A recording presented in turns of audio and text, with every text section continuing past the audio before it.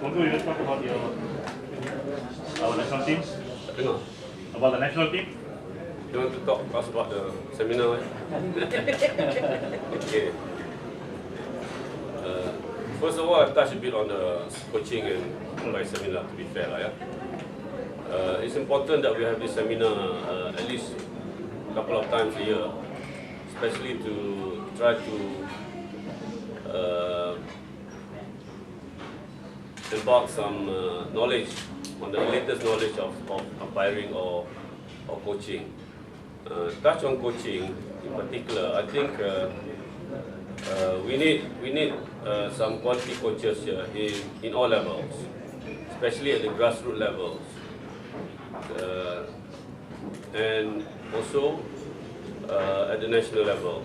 Because at the grassroots level, we feel that if at all you want to develop young players, they must be trained by quality coaches. Then we only get quality players. Simple as that. So also, at the national levels, coaches must be brave enough to take the challenge when you're given a task to take a team, whether at the grassroots level or at the youth level. And we have to start winning tournaments, international tournaments at the youth level, not just at the national level. So that's why in sports like hockey and football, we must win at the youth level. Now we see the improved side of our junior team, and I'm sure that team will go far in the near future. So that's important. On the umpiring, I have been told by FIH that Malaysia is short of quality umpiring. This is worrying me. So I hope the umpiring committee will try to fast track whatever program that they have so that we can produce top level umpires. So that's those things I want to touch on the seminar today. Back to the national team, I think we don't need to be alarmed after our loss yesterday. The various factors that I can say, certainly luck was not on our side. Secondly, there's some calls that I need to find out and question. And thirdly, I feel that our team belum 100% mantap lagi lah. So saya ada buat teguran-teguran ini. Saya akan buat teguran ini kepada jurulatih kita. But I'm proud to say that, and I'm proud of the boys. They tried hard, but we didn't get what we wanted. So kita harus memperkemaskan pasukan kita menjelang Piala Dunia ini, dan saya percaya tentu jurulatih akan dapat mengenal pasti.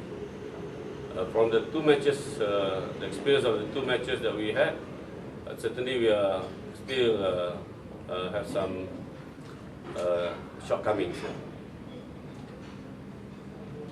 Dalam sidang media sebelum ini, Nunggu berkata amat berharap supaya sejarah tercipta di Kuantan untuk Malaysia ke final, tapi akhirnya ia tidak berlaku. Itulah satu harapan saya dan doa saya, tetapi ini tak tercapai. Apa boleh kita buat? Ya, ini kehendak the better team wins. Ya, so we have to accept lah. We didn't lose badly. We just lost by one goal lah. One goal. Penalty shootout, and the boys fight hard. Kita nampak dia terbang sini, terbang sana. So ini bermakna semangat itu kental. That is the positive side. Semangat dia kental, the players kita. Saya bangga dan saya harap ini kekal, teruskan, tingkatkan. Dan mungkin saya akan menyatakan kepada jurulatih that we have to look at their fitness level. Would you agree that sidelining some of the senior players may have caused a bit of weakness? may have caused some issues within the team? I don't want to touch on that one because it's our coach punya call lah. Saya sebagai presiden hanya boleh mengharapkan, but he should know what needs to be done here, whether to bring in senior or youngsters, it's up to him. So I give him that flexibility, but more importantly, I want their fitness level to be improved. That is my call. That is my call as a president of MSC. Tuanku, plus minus 3 weeks before World Cup, adakah kita sudah cukup bersedia untuk menghadapi World Cup? Saya nak kata 100% tidak, tapi saya rasa dalam 80% sudah tercapai. Saya rasa jurulatih pun pening kepala juga sebab the pool of players are almost setanding. So saya kita kena bagilah sikit sebanyak pujian kerana jurulatih Dharma sudah berani membuat pembaharuan dengan masukkan pemain-pemain muda. But probably that is not enough. Probably have to consider senior players, but senior players will have to be fit. Have to be fit. Saya juga nak tanya juga pasal sistem rolling substitute. Rolling substitute ni kita pun perlu ada strategi. Itulah saya punya soalan-soalan saya. Going back to your seminar thing just now. Tak, ini dah want to ask. No, you mentioned that winning at youth level should take priority. Yeah. But we are having ad hoc national juniors. I mean, like under 16. This year you have one team which is not ongoing. Yeah. How do you want to overcome if you want to win something? No, we have to perhaps review that lah. We have to have some proper development competition at that level now. So as you know, we are kind of constrained at the moment, but if we have flush of finance, maybe we can do that. But there's a urgent need lah to have youth development competition. At the same time, we also have to have our state league revive. I remember when you took over, you said every state must have a league. But then it never happened. It's not happening. Not happening. See, I have all the ideas, but soal implementation tu tak berjalan. So we may have to look at, maybe MSC will have to do the state league. MSC. What to do? Everything comes to funding. Again, everything comes to funding. Okay?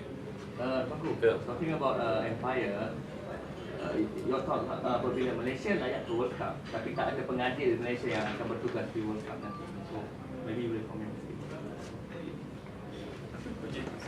Saya bab ni saya tak berapa arif sangat, to be honest.